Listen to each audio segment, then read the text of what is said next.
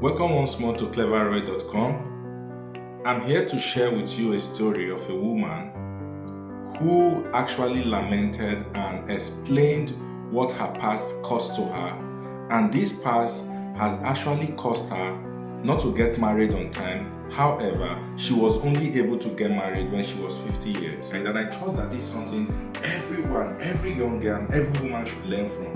When we're talking about character, it's very important.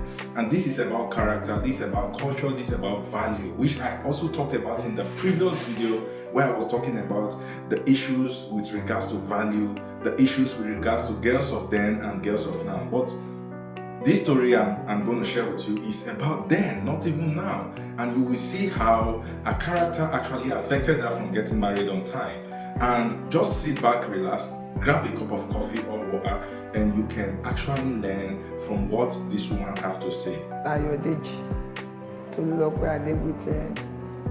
I am 60 years old. I got married at the age of 50 because of delay. I've spoken about one of the reasons why I had the marital delay, which was the spiritual aspect of it. Now I want to talk about the character aspect. And I want us to really pay attention to this. The Lord really helped me. I got a job after several years of infirmity to a beautiful company. And there was a time a particular man was employed as our accountant. Nice, amiable, but something in me did not really like him. Why? He joined us, and some of us that were there before him did not get the kind of benefits he got. So we all got angry. And because of the kind of person I am, personality, I don't know how to hide my feelings. So anytime the man comes to my office, I always made sure that I passed on my message to him by speaking to him rudely, saying some nasty things to him. It got to a stage that the man became so afraid to come to my office because he knew that I will give it to him hot. So most times he sends whatever he wants to do through somebody to me. And that went on for a very long time until I left the company. I'm still talking about character. So one day, after much prayers, I met a particular guy. He came up the way from the US, very nice, accommodating, kind.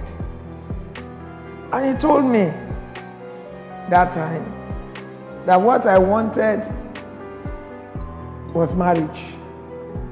I don't want a delay, I just want to get married to you. And the first thing he did was to take me to his parents, like we normally do. So after meeting his parents, he left for the US, United States of America, sorry. And one of the days I just decided to pay the family a visit, went to the market, I bought some nice things, and I took them there. When I got there, it's not like now, it was in the 80s. There was no generator, only lantern if they take the light, or candle. So there was this lantern in the sitting room that I could barely see. You could barely see with it. So when I came in, I met the mother, I met the elder sister, and one other guest. So I just greeted them and I walked straight to the kitchen to drop the things I bought. So while putting them in the places I wanted to put them, in the right places, I just had the door, I had a bang, and I felt somebody just left. When I came back to the sitting room, I sat down, greeted everybody very well, and I saw that the person I saw earlier was no longer there. I didn't even mind. So with a smile on Auntie's face, the lady asked me and mentioned the name of our former accountant. And he said, do you know so and so? Initially, I couldn't remember because it was a long time I left the company. And I tried. Suddenly, I remembered the name.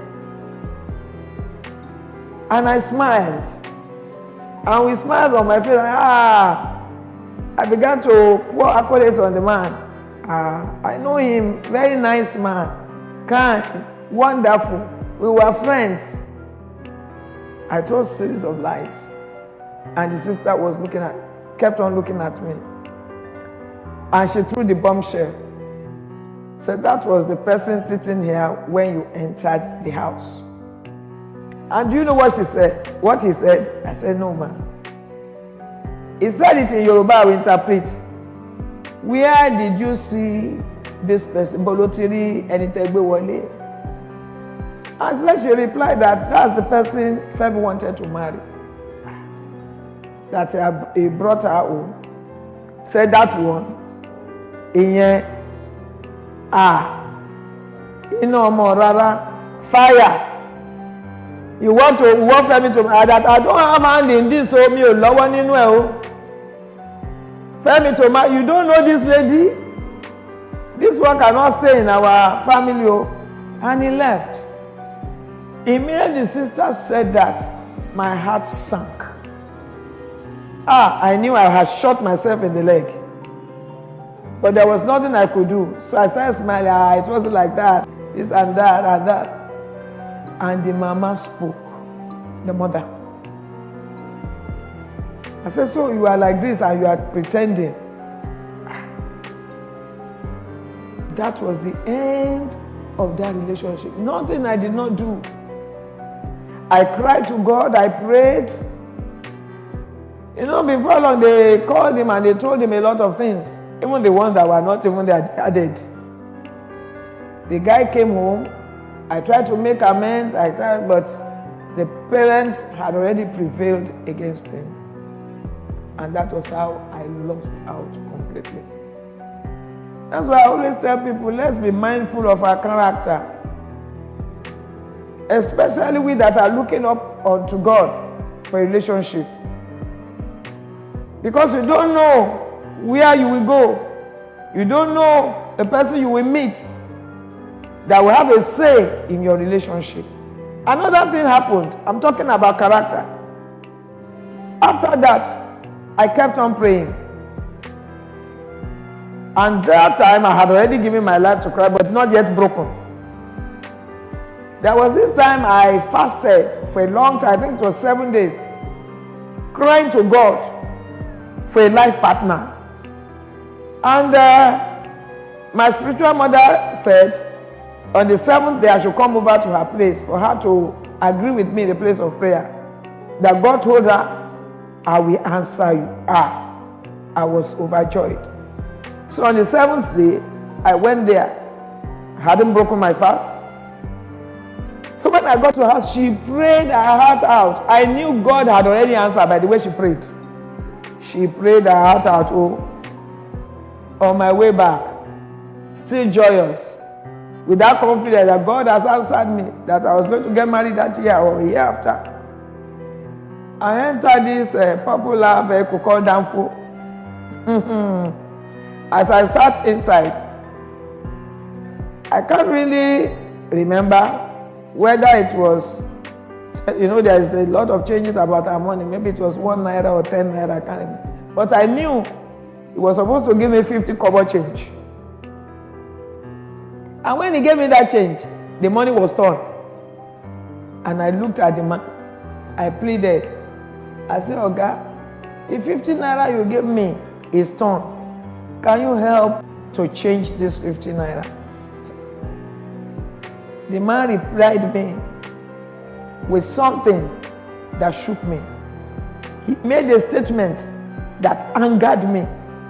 And I forgot about what I just finished. I'm talking about the fasting and the prayers.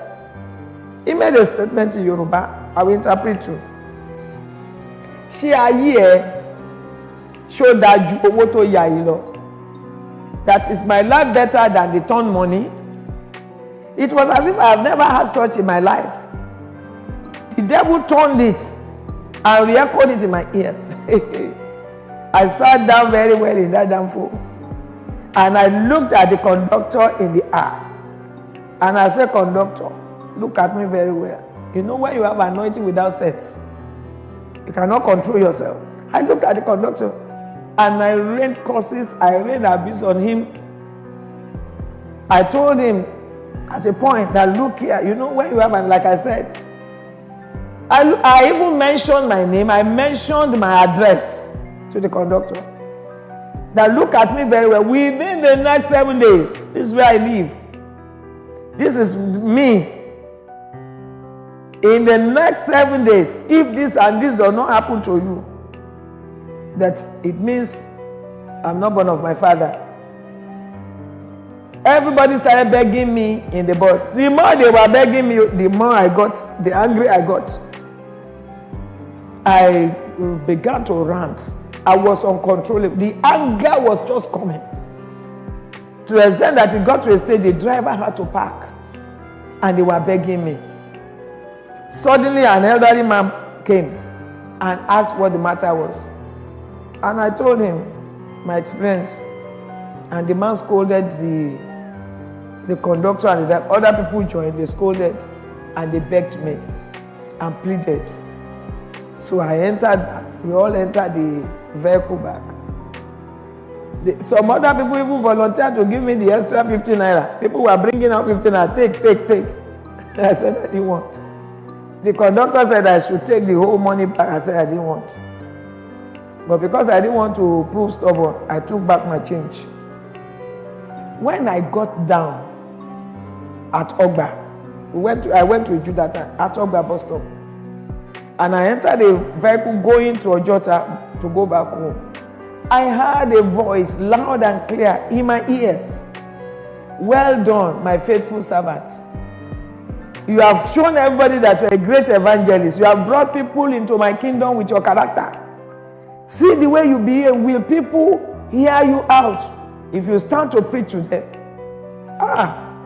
He said, now I intended to answer your prayers this year, but I've added 5 more years to your journey. I busted into cry. I began to cry in that vehicle. There was a particular lady sitting by my side, and she looked at me, and she said something in Yoruba. Hey, ya. Ṣé wọn ò dàgbà ni? That is, the person that died, is it a young man or a young woman? I looked at her, I wanted to say something to her too. That what's your problem? But I remember what God just told me. So I faced my front and I began to weep uncontrollably till I got home. The journey was more than 5 years. Please let us be mindful of the way we behave. Some of us, we have misbehaved in the presence of our helpers, and it has prolonged the days of our testimony. Let us be mindful of how we relate with others, especially in relationships. In your home, outside your home, in the church, anywhere you go. Let us learn how to behave well. So guys, I'm sure that you have learned a lot of lessons from that message. That message is very powerful. That message is for today, tomorrow, and forever. You can learn from your mistakes. You can decide to amend your past, and you can have a better future. What she has just spoken about still happens till now, and so many people will not be able to decipher the source of their problem. So it's very important to amend our ways and leave a better legacy for the future. Thank you. Till we come your way again, please kindly subscribe to this channel. Hit on the notification bell so that you'll be prompted once we drop a new video. Thank you very much.